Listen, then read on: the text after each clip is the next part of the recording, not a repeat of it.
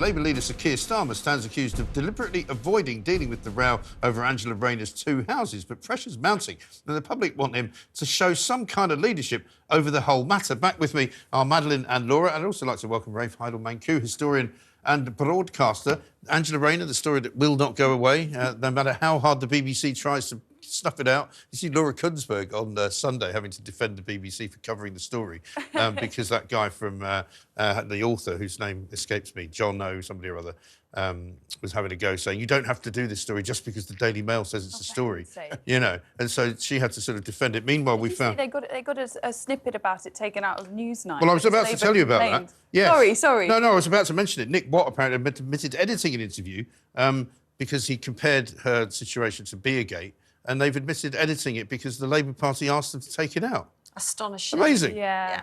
Well, at this time, when it looks as if a change of government is imminent, that's the point at which the journalists become somewhat more toadying towards the incoming Yeah, I never party. understood that. Well, it means that maybe their contacts book will be a bit better when Labour are in charge, but I still think people can sense I've always this. believed it's far better not to be too close with these people. I know if you work in Parliament, you sort of have to play the game. Yeah. But, I mean, as a journalist, I've always thought, I don't want to be particularly friends with politicians, you know, because I want to be able to have a go at them. And if you become friends with them, it's much more difficult. And also, they'll give you the nuggets... Unless you're a psychopath. But they'll give you nuggets that they want you to have, right. You know, so you become more of a kind of spinner. Yeah, absolutely right. We'll talk about Liz Truss in a minute. But Angela Rayner has now eventually come out and actually said, well, of course, if they find that I've done something wrong and I've committed a crime, then I will resign. Presumably she's already been advised that she hasn't committed a crime, otherwise she would never have said that. Would she? Why doesn't she just release her tax advice? Wouldn't that be the simplest solution? Just get on with it. Release the official tax advice if she had it. Right. I don't think she had it. I don't think she did anything terribly wrong. However, it's what's happened since what she did that has been a problem. Because what you'll end up basically doing here is covering it all up. And that's what seems to be the issue. But it's also the stench of hypocrisy that now surrounds her. Because, you know, she was the one demanding that Boris Johnson resign when the investigation had just started, before there was any findings for all of that. She was the one who was so strict. Just the investigation alone.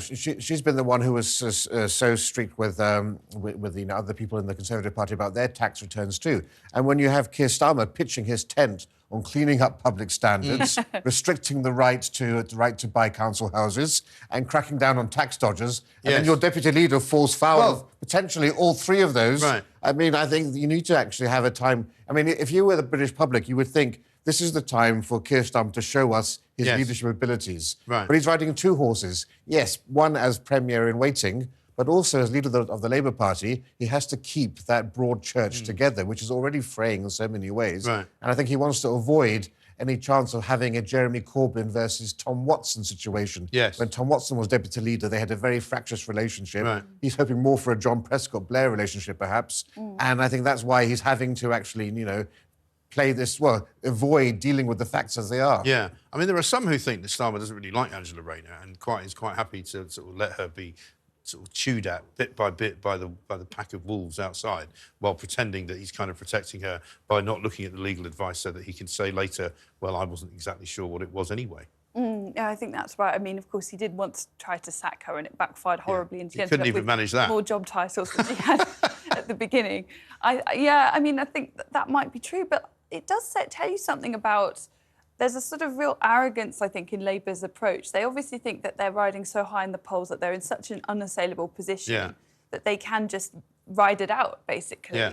And, you know... But that's not a very good sign, is it, if they are an incoming government and they think that they can just ignore the press? And I think, you know, they always make so much of Starmer and his forensic legal brain and his attention to detail, and he hasn't bothered to read the legal advice, although he says that members of his team have seen it. However, this story has now been chugging along for you know, over a month, maybe since February, I think. I mean, you can't believe, can you, that Starmer's sitting in his office and at no time has anybody ever had a conversation with him about Angela Rayner's tax affairs. And, you know, as Laura said, they could have made this all go away by now, but they haven't. They've tried to ride it out, and perhaps it will be successful. I mean, you know, if the police say that there was nothing untoward here, nothing serious enough to warrant further action, then they'll probably say, oh, look, haha, this wasn't a story at all. Right. It was just confected nonsense by the Tories. But it does give us an insight into their attitude. Yes. There's another aspect to this which doesn't sit well with me. I'm not quite so right-leaning as some people think I am. I really believe in social housing, and I think it should remain social housing. So even if she didn't do anything wrong and followed her tax advice. I just don't think socialists should be buying social housing. No. It should This remain all property social is theft housing. to them, isn't it? Hey? Surely. Well, they do mean, hate Mrs Thatcher, don't they? Yeah, and they hated the fact that you could buy your own council house. You have Help to Buy schemes, Right. right? And then social housing should remain social housing. It shouldn't be bought so you can profit on it. This is a problem we have right now, that we don't have enough social housing for people who can't afford to get on the property ladder. So I find there's something to be just fundamentally money grabbing about the whole thing anyway. Absolutely, and she is also shadow minister for housing, isn't she? Which is also complicating. And she also wants to do away with the Help to Buy scheme, which gives you the right to buy the property for less money at a discounted rate, so that you can make even more profit. She wants to do away with that, even though that's what apparently she did. Again, I don't care what she did, but I do care about the way she's covering it up. And it also betrays, I think, the champagne socialist nature of the Labour Party, because they keep saying to everybody, well, you know, look at the Tories. They've been rinsing us for millions and not paying tax. This is only 1,500 quid. Well, 1,500 quid's quite a lot of money to quite a lot of people in places like where she bought that house in Stockport, you know? But it's the principle of the issue, isn't it? It doesn't that the amount of money is irrelevant. It's the principle of the issue. Yeah, the money, particularly when you is make not your at all stand important. on public standards.